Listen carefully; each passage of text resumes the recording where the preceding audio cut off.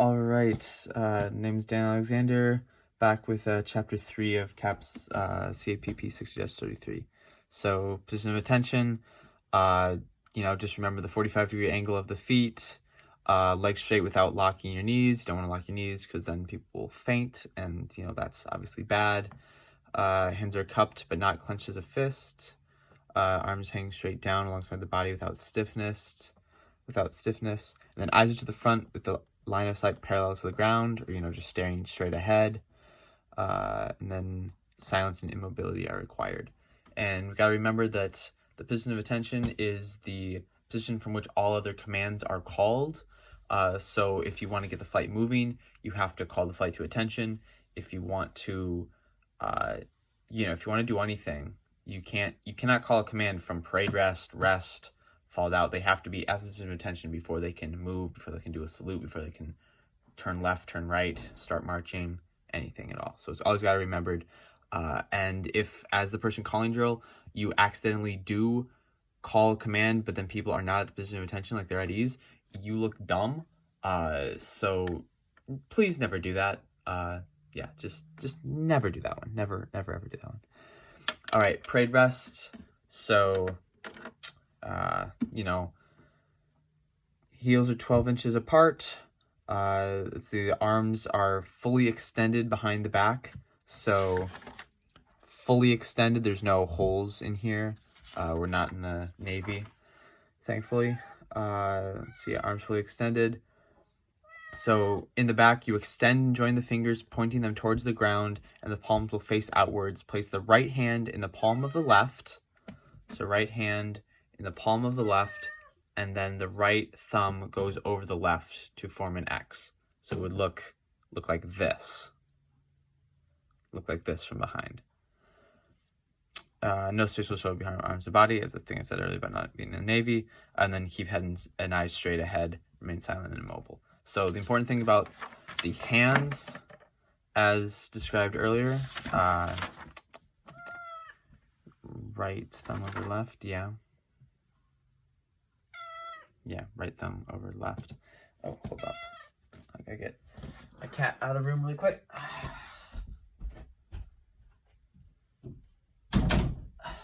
Sorry about that. So unprofessional. Anyways, but yeah, so hand right over left. And you see how their fingers are very close together, like how I have the middle fingers on top of each other, how it looks like that. You don't want people like this or, whatever. You want the right over the left. So this is the right over the left because, right over the left, and then have them nice and together because that looks much more professional than this does or anything, or like so. Like this. It looks much more professional. All right, and then after that we have rest. So it's at ease. Wait, did they go over? Oh, yeah, at ease is over here. So yeah, at ease is next. And we all know with at ease, all you have to do is keep your right foot in place, and then you can look around, you can move anything you want. You just have to keep your right foot in place, and you have to be quiet. So it's pretty nice. And then at rest, same thing for at ease, except moderate speech is permitted. So, if you're going to be information, need to be getting back to attention when really quickly, but there's a lot of time and people can talk, can go to rest. But at encampment, you probably would only do that during like PIR practice, if there was still things to be worked out amongst the staff when all the students are at a PIR practice, if that ever happens, it would just rarely ever happen, and if it did, it would be at the very end, towards the end of the encampment. And then falling out, so the idea is that they stay relaxed, not in formation, but in the same rough area. So, fall out and just remain in the immediate area. No specific reason of dismissal is required. So yeah, it does that's just fall out. If they use dismissed, then there's the whole thing of you take a step back and salute and whatnot, which I'm not fully clear on, but I don't worry about it because it's just falling out, and not many places have you required to do the whole dismissed thing. So just fall out, you just break and do whatever you want. No specific methods of dispersal is required. And then, you can talk and whatnot. And then, of course, we just normally just fall out, and then you go off to do the next thing that you're doing. All right, and then, yeah, as I said, resume the system of attention from any of the rest is flight, tench, hut. And then, using the flight to get them to... Oh, yeah, and on the command flight, cadets would ideally go to the position of parade rest and then come to attention after having POA, after having said tench, hut. So, facing movements. So, left and right faces. So, this has the opposite one in parentheses. So, for right face, turn 90 degrees to the right. So, on the command face, right, so raise the right toe and the left heel slightly and pivot 90 degrees to the right on the ball of the left foot and the heel of the right toe. And, put a little bit of pressure on the ball of the left foot. Everyone, after practicing it a few times, it just becomes automatic. Yeah, I've been in for CAPP program for 5 years now, so it's just really automatic. I don't even really have to think about it. But it's still generally pretty easy. I remember only having like one student out of my 2 basic flights I've had so far that really had issues with it. So in general, it's pretty simple. Just got to remember, they got to get back to 45 degrees, and then, keeping the legs straight roughly as they do it, but, not stiff. And the rest of your body stays at attention. Your arms don't windmill or do helicopter arms. They stay at your side, etc. And yeah, it says in here the thing about arms hang straight down alongside the body without stiffness. So you don't want to have really a really stiff elbow, but it's just kind of relaxed but straight. All right, and then about face. That's the one that sometimes catches people off guard. So about face. Lift the right foot from the hip just enough to clear the ground without bending the knees, which is a unique thing. I didn't fully know that until I read it a while back. And then placing the ball of the foot direct approximately half a shoe length behind and slightly to the left of the right heel. Should be the weight of the body on the ball of the right foot and the heel of the left foot. Keep both legs straight but not stiff. Straight, not stiff again. And so that's just the first part of it. And then keeping the upper top of part of your body at attention, pivot, the 180 degrees on the ball of the right foot and the heel of the left foot. That part's important because I've seen some people do their pivoting on the opposite left and right and ball and toe, etc. The twisting motion from the hips, and then suspending your arm swing during the movement, because otherwise it's the helicopter arms, and that's a no-no. Alrighty. Oh yeah, and then when you're done, your heels should be together and on line and in a 45-degree angle, because that stuff is important to do, because otherwise it's wrong. And then half right and half left faces are the same thing as a normal left-right face, except you only do 45 degrees. So that's, just that slight change. Then, so we have a hand salute. So, okay, and for this entire thing, I'm just going over the stationary drill, if I didn't say so at the beginning of this video. Just going over stationary drill, not going over marching. Just all the stationary drill that is comprised in Chapter 3, except for exchanging salutes. That'll be its own separate video. But yeah, so hand salute, how to, it's just, the whole purpose of it is to learn and practice the salute. So I would not, if you're pressed for time, I would not kill this one into the ground, because the whole point of it is just to teach people how to salute. So that whole thing of, hand, and you wait how many seconds and then say salute, and that how many seconds they waited is how long they should wait until they bring their salute up and down and whatnot. Or yeah, how long they wait to have the salute up is, it's an important thing to know, kind of, but it's not, it's not a be all end all. It's not as important as being able to do a column correctly or etc. But yeah, so on the command salute, raises the right hand smartly from the most direct manner, while at the same time extending and joining the fingers. Keep the palm flat and facing the body.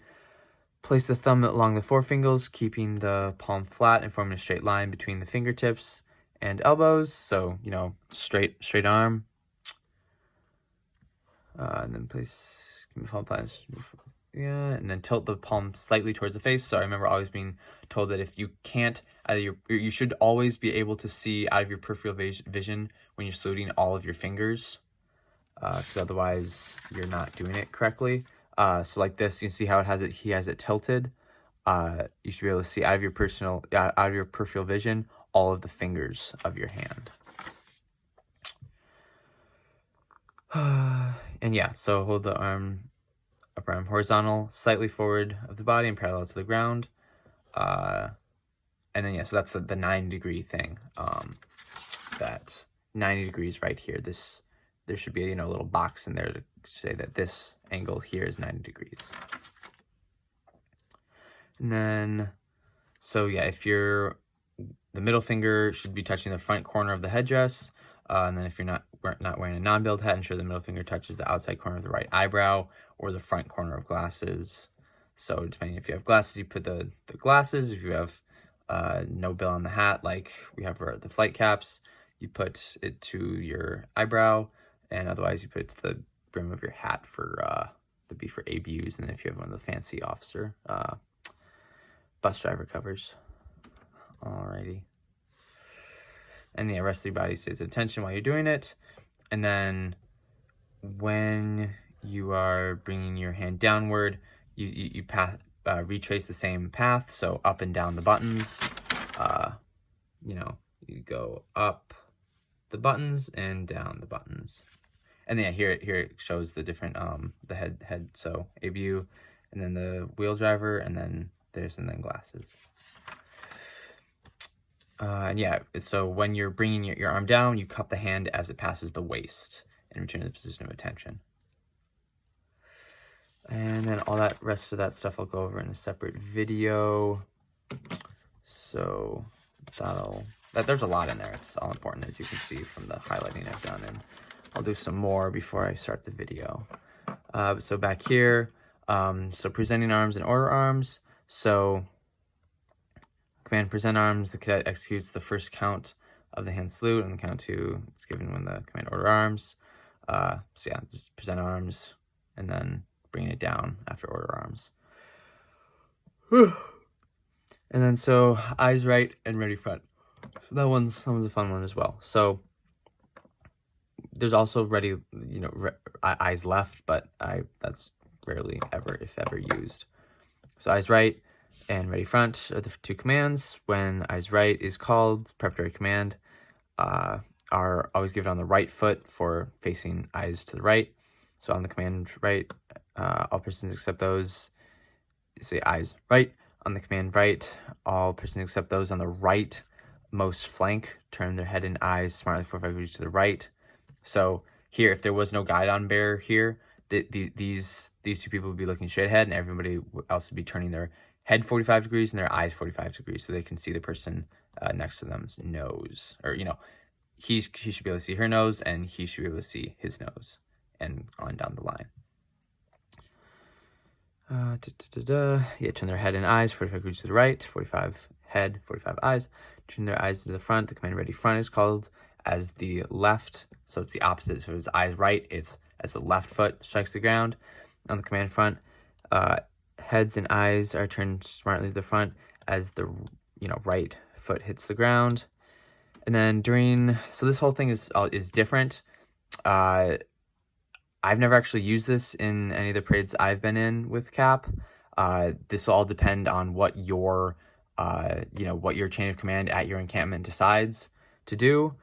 But how the way this is put in inspections by reviewing officer in a ceremony or parade, squadron or flights will execute eyes right differently. So at the command of eyes right, all members of the unit, everyone, including the guidon bearer, including the ready right, and flight staff, turn their head and eyes 45 degrees to the right as soon as the reviewing fighter comes into their line of vision. So, once the command is called, but yeah, and then as soon as the reviewing fighter comes in their line of vision, they follow with their eyes turning their heads until the reviewing party reaches their front, which would be pretty difficult to do.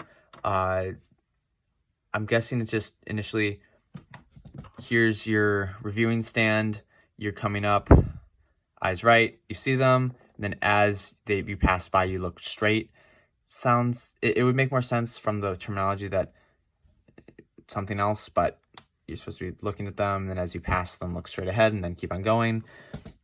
But yeah, they follow their eyes, turning their heads until the review officer reaches their front. At this point, the head and eyes of each person remain fixed to the front.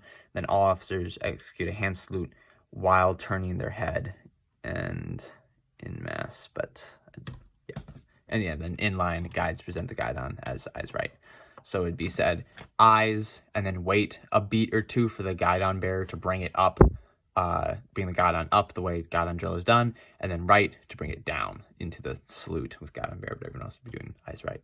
So that's a unique one. But, you know, you'll just see what your see what your event does. All right, that's that. The next video will be over exchange of salutes, and then after that, we'll be on all the physical movement in chapter 3. Adios.